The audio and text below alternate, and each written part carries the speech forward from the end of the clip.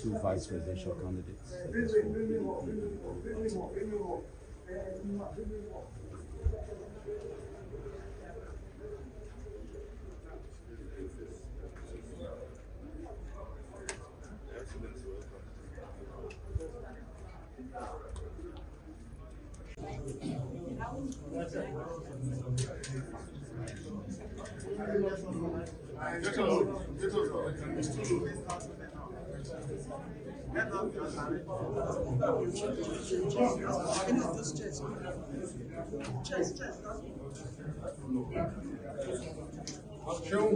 Everybody was very excited about the Electoral Act.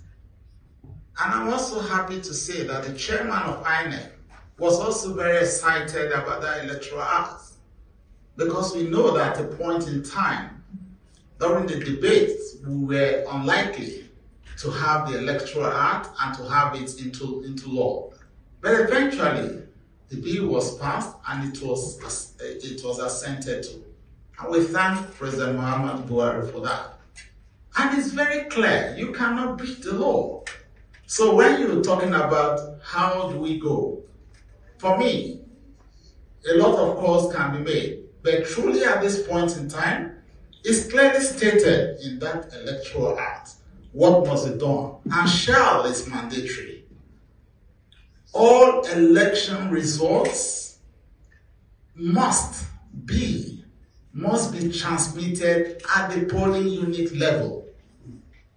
And that is the basis, is those results from the over 176,000 units that we can use through the process of collation. So if you have not transmitted those results, it means that you have actually not conducted the election under the very law that we all applauded. So the right thing to do is for the INEC chairman to truly go forth and cancel the elections. Unfortunately, he is not come out to tell the world what has happened, why the results were not uploaded. There is a question mark there. He should be truthful. As I said, section 26, he had taken an oath to be neutral and impartial. Therefore, he must speak to Nigerians and tell Nigerians the truth. And the truth is, they could not upload the results. What happened in INEC? Why was it that they could not upload the results? So something is wrong. Something is wrong inside INEC. Either they have connived or their system is down. But they must tell us the truth. If the system was down and they knew it was down, they ought to have postponed the elections. If the system was not down and they did not allow the upload of the results from the units, it means that they have connived and they are no longer neutral and impartial. So under this condition, there is no moral justification for further collation of the results, because it is so expressly stated in that section, the section 64 at 4 and that is 64.4 at A and B. So clearly stated that if the polling unit results are not transmitted, it means truly that there is nothing to compare. So you cannot raise the hope of Nigerians. And I'm sure that we've seen that video where he spoke to Nigerians, because he was under challenge in November. And he spoke to Nigerians very clearly. And we're aware that he was under pressure at some point in time not to transmit results, and civil society and everybody gave voice to him to enable him stand firm. And now, just on election day, they could not upload results. Something is fundamentally wrong. That means from the beginning, they had already planned the process to fail. But unfortunately for them, they have gone against the very act under which we're supposed to go on with the elections.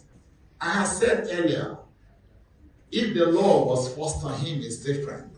He fought for the law along with the civil society organization, for which we are truly very grateful to our civil society members across this nation. They fought for this, and he was with them all through on this.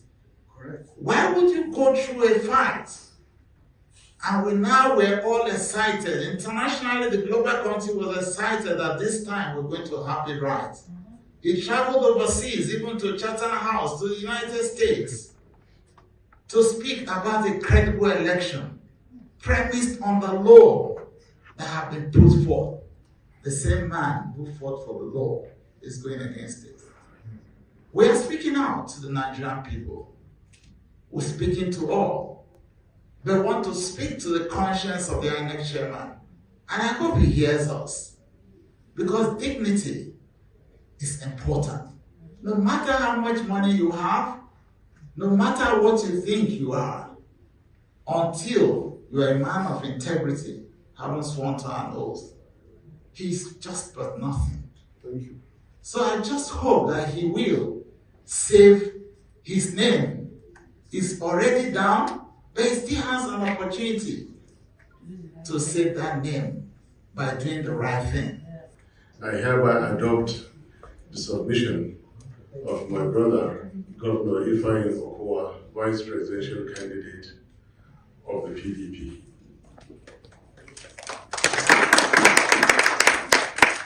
Having said this,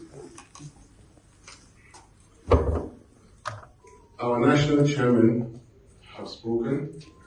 Before then, our agents had done their bit. They made us proud by holding INEC chairman to a promise that the results will be reviewed, but sadly, after declaration of results.